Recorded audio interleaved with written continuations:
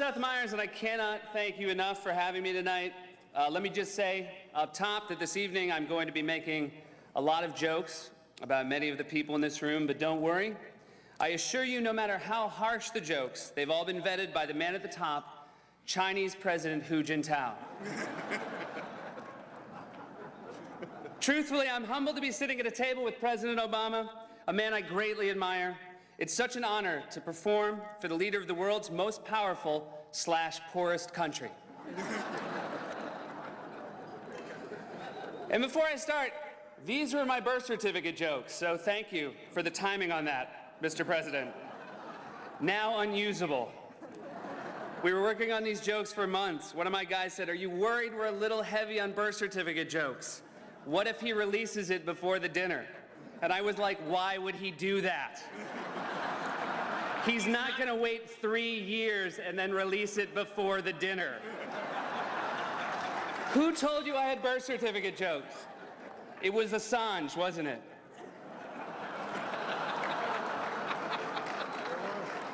Is Biden still vice president? Because if not, I'm down to like, thank you and God bless America.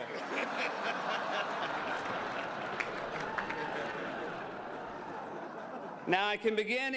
I am also honored to be performing for those of you here tonight, as well as the handful of people watching at home on C-SPAN. C-SPAN is, of course, the official network for wide shots of empty chairs. Every time I tune into C-SPAN, it looks like they just had a fire drill. C-SPAN is one unpaid electric bill away from being a radio station.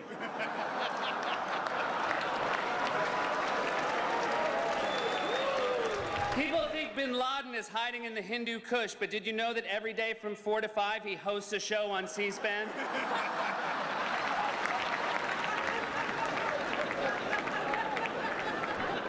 I'm not complaining about C-SPAN, mind you. I usually work on NBC, so tonight I'm thrilled to be on a network that people actually watch. In fact, the fact that I projected on 4 screens right now makes me the 3rd highest rated show on NBC. Comcast, of course, bought NBC this year, I'm assuming by accident, or when Goldman Sachs cut up the network and bundled it in the lower tranche of a CDO.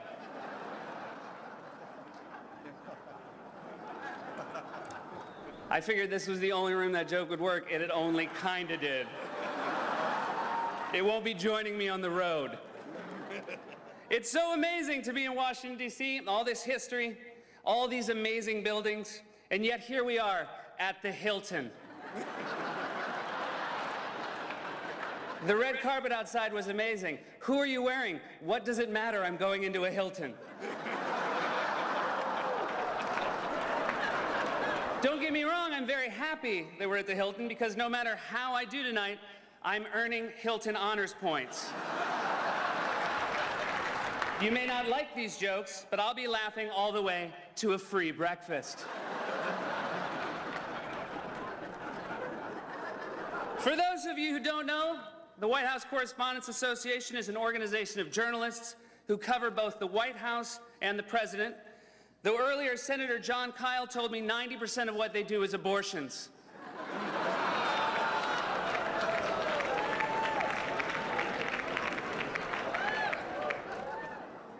But tonight is not about our political differences. Tonight is really about the after parties.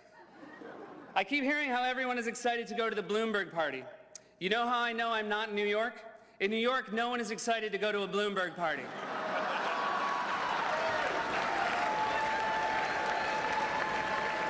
In New York, a Bloomberg party is 5 people smoking outside a bar complaining about Bloomberg.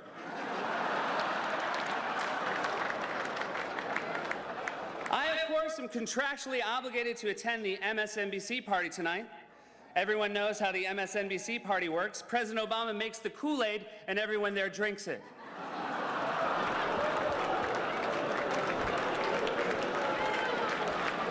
Too close to my home? There are actually some unscheduled parties happening tonight. I've been asked to give everyone a rundown.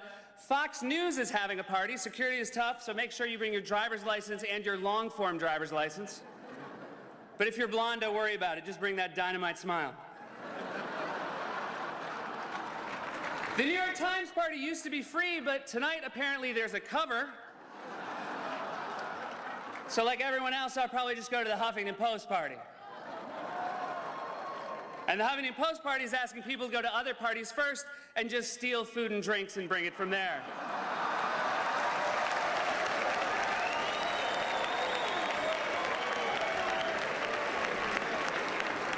Don't get me wrong, I love Ariana Huffington, especially her voice. She sounds like a woman who would be sitting up in bed with a sheet wrapped around her as James Bond is walking out the door. Will I see you again, James?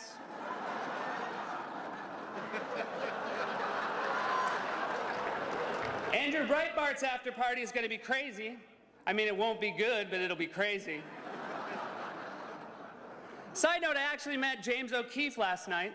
At least I think it was James O'Keefe. It may have just been a regular pimp who hated organized labor. NPR is having a party, but I'm sure it'll be pretty sedate.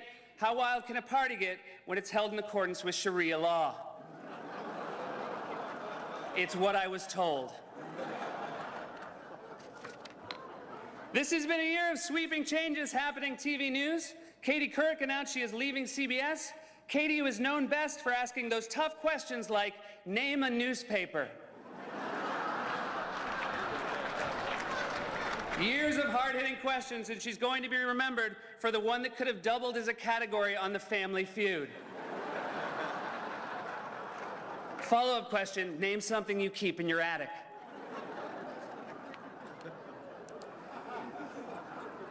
Katie is just one of the many departures we've seen this year. NPR fired Juan Williams after he said Muslims make him nervous. So Juan is black and afraid of Muslims, making him the least likely man to get a cab in New York City.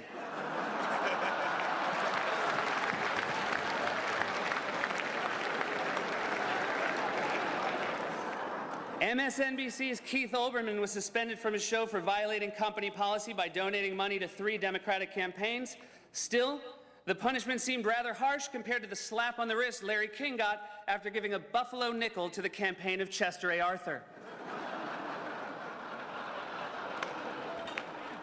CNN replaced Larry King with Piers Morgan this year. It's just like that old expression, out with the old, in with the who?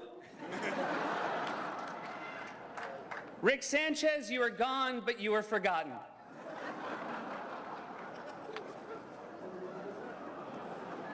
Not everyone's leaving. My friend Anderson Cooper is still over at CNN, and I especially love watching him report from the field.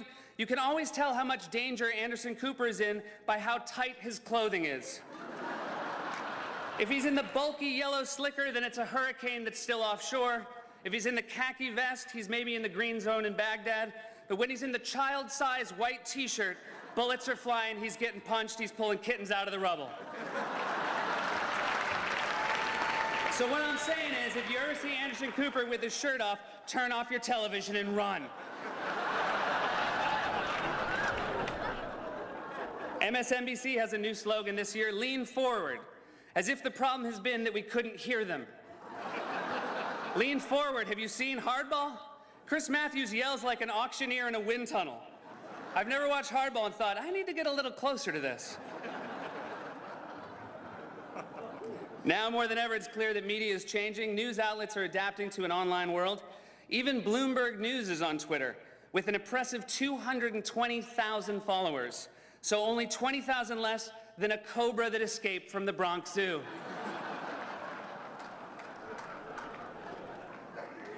My friend and colleague from NBC, Brian Williams, is here tonight. Brian said he was coming because tonight has the element he most respects in an evening, cameras. I'm not saying Brian loves being on TV, but when he went to Egypt, it was because he heard it was their pilot season. All joking aside, I have nothing but respect for my good friend Brian. I don't know if everyone heard about this, but Brian landed in London to cover the royal wedding, only to turn back around and return to America to cover the tornadoes in Alabama. It was incredibly brave and courageous, and that is a direct quote from Brian Williams. This event tonight has grown past Washington, and many Hollywood celebrities are also here tonight. John Hamm is here. Yeah, John Hamm looks the way every Republican thinks they look. Zach Galifianakis is also here. Zach Galifianakis looks the way Republicans think every Democrat looks. Since we're talking about celebrities and reality stars, we might as well talk about the 2012 Republican candidates. Just look at the options the Republicans are kicking around. Palin, Huckabee, Gingrich, Trump. That doesn't sound like a field of candidate. That sounds like season 13 of Dancing with the Stars. And not the stars, the dancers. Let's start with Mitt Romney. Mitt Romney wrote a book titled No Apologies. No apologies? When you have to proclaim no apologies, isn't that a tacit admission you've made a lot of mistakes?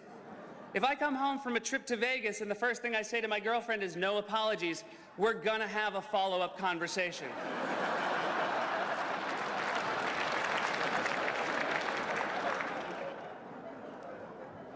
Both Rand Paul and Ron Paul have been talking about a run in 2012, so they have something in common with my father and I, which is not going to get elected president.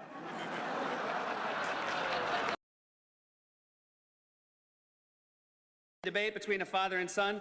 Rebuttal, Dad, you ruin everything. Tim Pawlenty.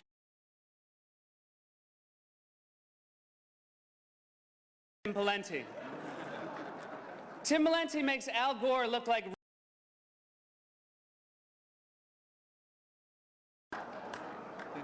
Mike Huckabee is considering a run. Mike Huckabee said the president was raised in Kenya, went to a Muslim school, and he hates America. But despite that, he still seems like a sweet person. So he sounds less like a presidential candidate and more like my aunt. And then, of course, there's Donald Trump.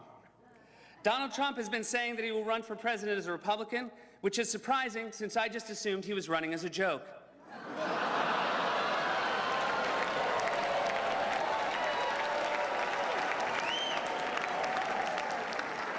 Donald Trump often appears on Fox, which is ironic because a fox often appears on Donald Trump's head.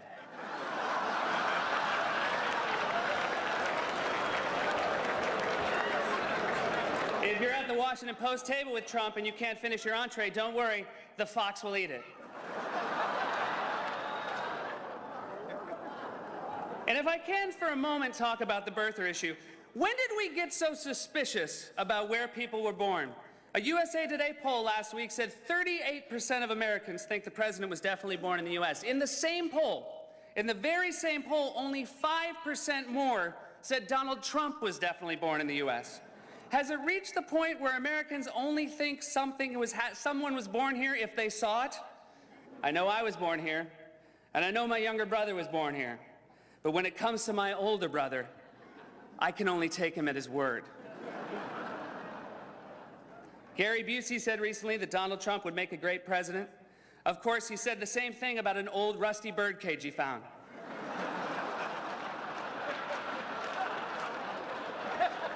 Donald Trump owns the Miss USA pageant, which is great for Republicans because it will streamline their search for a vice president.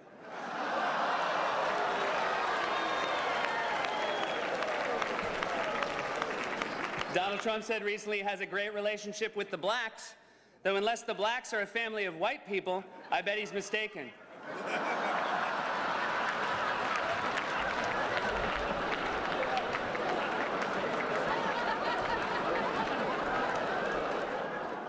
I like that Trump is filthy rich, but nobody told his accent. His whole life is models and gold leaf and marble columns, but he still sounds like a know-it-all down at the OTB. Mr. Trump may not be a good choice for president, but he would definitely make a great press secretary. How much fun would that be? Kim Jong-il is a loser. His latest rally was a flop. I feel bad for Ahmadinejad. He never, man wears a windbreaker. He has no class.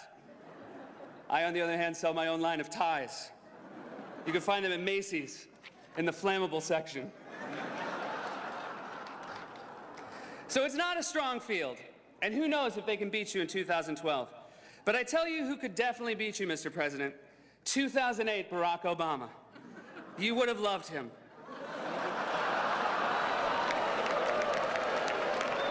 So charismatic, so charming. Was he a little too idealistic? Maybe. But you would have loved him. I still think we all remember that Inauguration Day, the First Lady was there. And may I say, for as beautiful as you looked that day, you look even more beautiful tonight.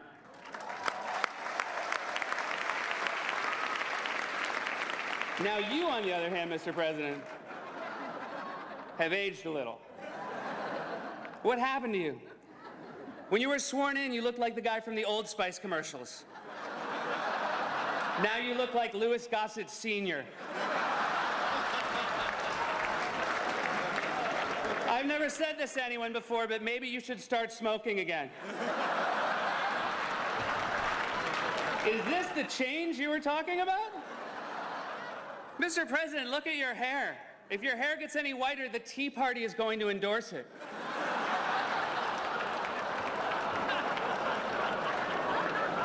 I'm going to get an angry voicemail from Ginny Thomas in 19 years.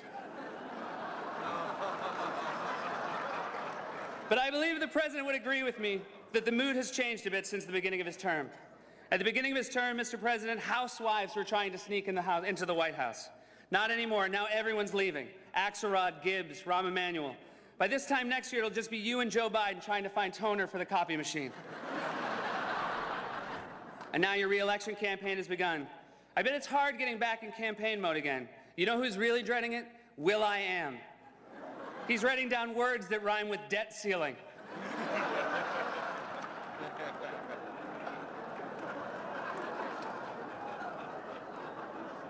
The Heritage Foundation projected that joke would get a standing ovation. Probably shouldn't trust those guys. But Mr. President, I truly still have confidence in you. For one, you still have the First Lady. And of course, you still have Joe Biden. What can I say about Joe Biden that hasn't already been said incorrectly by Joe Biden?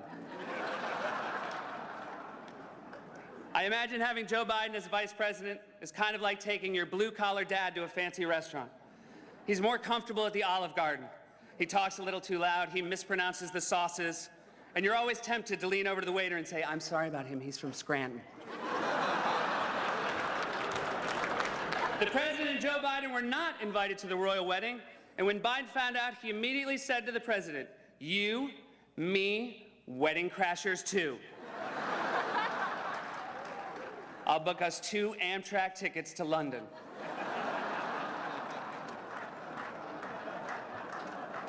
The vice president loves train. He loves the trains, and I assume it must have been hard for the president to tell Biden the new budget cut $1.5 billion from high-speed rail. Joe, come on in. Take off your engineer's cap.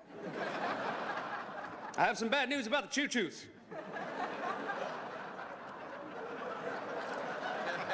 As he broke the news, one of the straps on Joe's overalls sadly drooped off his shoulder. On the subject of budgets, I would be remiss not to mention Paul Ryan. Paul Ryan introduced a budget plan that would overhaul Medicare and make deep cuts to other social and health care programs. Because he believes the American people have said loud and clear, "Stop using my tax dollars to take care of me." I noticed that his approach to the budget led many to praise Paul Ryan as a serious adult. And I have to say, nothing is more depressing about politics than the fact that adult is now a compliment. Adult is only a compliment to a child. I'm so proud of you. You acted like an adult tonight. I'm glad I brought you to my boss's house for dinner. You even cut your own meat like a big boy. Also, Congress, there are a lot of things you want us to be impressed by that we are not impressed by. We are not impressed that you sat next to each other at the State of the Union. You know what the rest of Americans call an evening spent politely sitting next to a person with wildly different political views? Thanksgiving.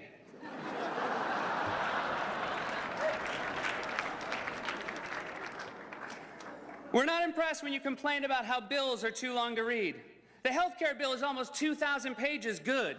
A bill that ensures every person in America should be longer than the girl with the dragon tattoo. Also, while we're at it, I don't think you read bills anyways.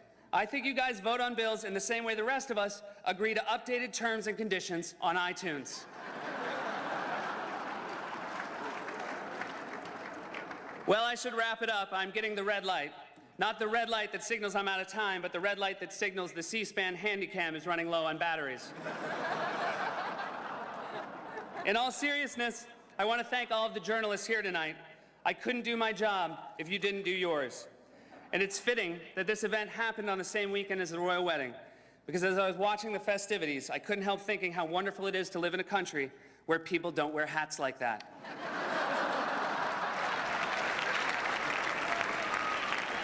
Tonight has truly been an incredible honor for me. America is the greatest country on earth, and at least when my speech started, was still a nation rated AAA by Standard & Poor's. Thank you and good night.